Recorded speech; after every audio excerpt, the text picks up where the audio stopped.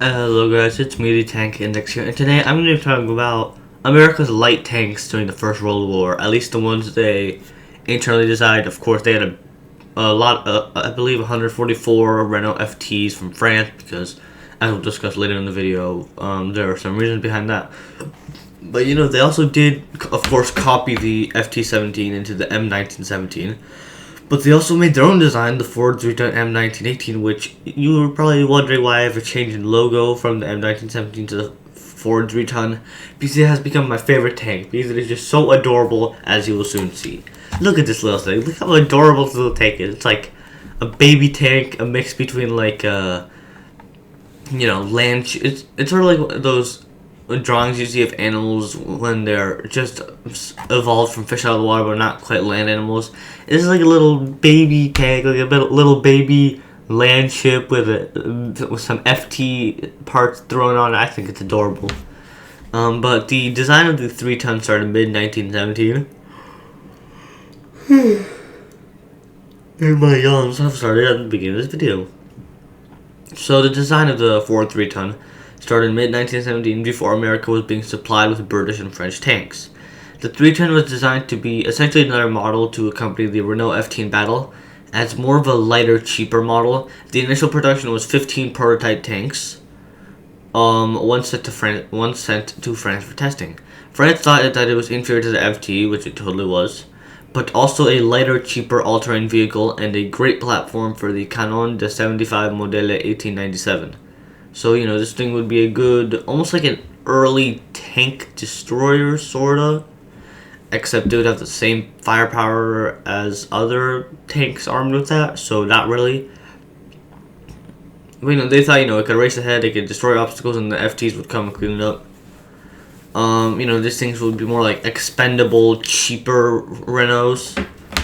America awarded the tank an order of 15,000 models for the 1919 offensives. Despite the tank corps not finding it suitable enough, France ordered another 1,500, but the armistice called both to be cancelled. The original 15 kept in American service because they didn't really have that many light tanks. The 3-ton was a two-man design like the FT, with the driver and a gunner/commander. Like the name implies, it was a tiny 3 tons armed with a M1917 Marlin machine gun, which is sort of an upgraded M1895 potato digger. And later upgraded with a Browning M1919. Though the French did see it being used to carry the Modèle 1897 cannon, as I previously discussed. It had a range of 34 miles, and it can go 8 miles an hour, which is faster than the FT in most tanks of the era, so that's pretty cool. And one survives at the U.S. Armor and Cavalry Collection at Fort Benning, Georgia, and another at the Ordnance Collection at Fort Lee, Virginia. I'm on the East Coast, so if I'm ever in that area, I will definitely go see it. Now, on to the main topic of the video, because honestly, it's just more relevant to World War I, the M1917. So, when America joined the war in April 1917, they had no tanks of their own and wished to produce their own designs instead of fully relying on other Entente powers. General John Pershing, in charge of the American Expeditionary Force, decided that a mix of light and heavy tanks was needed. So a joint Anglo-American program handled the heavy part, designing the Mark 8 Liberty, which we discussed in a previous video. However, productions of that tank were not expected until a year later. And due to France already producing what they could to the max of their industrial ability, especially with the Germans, attacking their industrial bases, it was decided to produce the Renault FT using its own American industry. Originally, the Ordnance Company was put in charge of the project, codenamed 6-ton Special Tractor. Originally, an order for 1,200 was placed, later raised to 4,400. However, the project of reproducing FTs in America was filled with issues. The measurements were all in metric inside the American imperial system.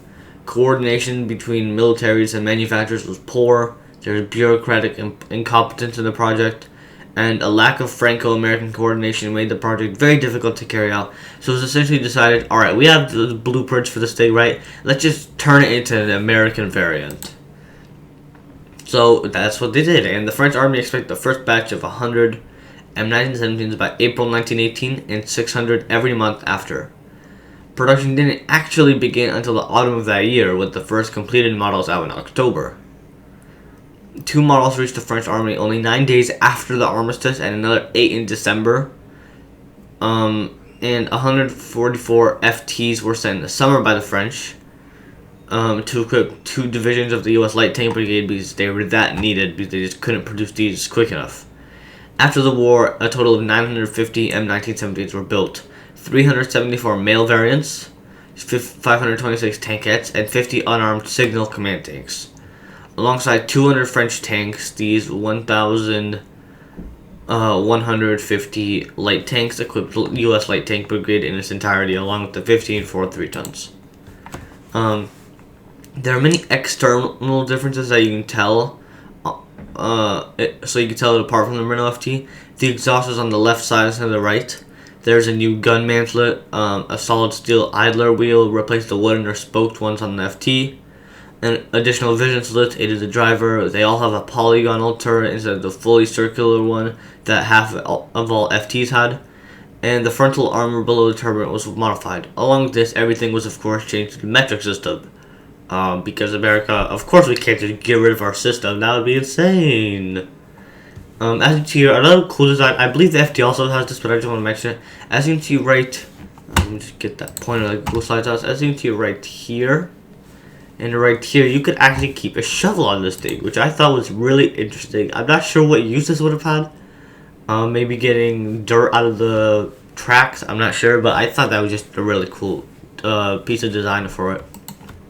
While M1917 never saw actual formal action, it did see riot control duties, notably at the 1919 Washington race riots and 1920 Lexington riot. Due to the tank corps being disbanded in 1920, which you probably want to make an entire video for the tank corps, because I think it's super interesting, many M1917s were mothballed or just scrapped. Under General Smedley Butler, 5 accompanied the China Marines to Tianjin in April 1927, returning late in 1928. By the way, I recommend reading up on the China Marines because they are a really interesting unit. In July 1932, 6 were deployed in D.C. during the dispersal of the bonus army. They never actually fired shots, but they did roam around a little bit and make sure none of these angry veterans were planning anything. In 1940, the Canadians bought 250 for $240 each, or about a total of $1,110,600 today. These are only really used for training purposes, and were essentially all the last M1917s the U.S. had. And Canada just used them to train units up for the new tanks that were coming in. Though I'm not sure how you could really train units using this thing. That's sort of weird.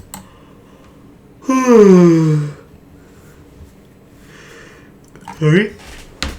From 1929 to 1930 and about 1931, depending on your sources, 8 M1917s were given new engines, upping their max speed to 9 miles per hour, and labeled the M1917A1. However, while being the primary light tank in the 20s, they were phased out in the 30s for newer tanks, so the upgrades were sort of unnecessary.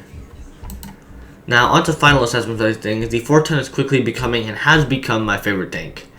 It looks similar to a child of a British heavy tank and an FT like I mentioned, which I love about it. It truly is a wacky World War I design with plenty of flaws, but also plenty of the innovation, and you can really see in World War I designs, which I adore. Meanwhile, the M1917 was essentially the way forward. Like, it was a 2-man light tank. It had a rotating turret. It, had engine in the back, the crew in the front.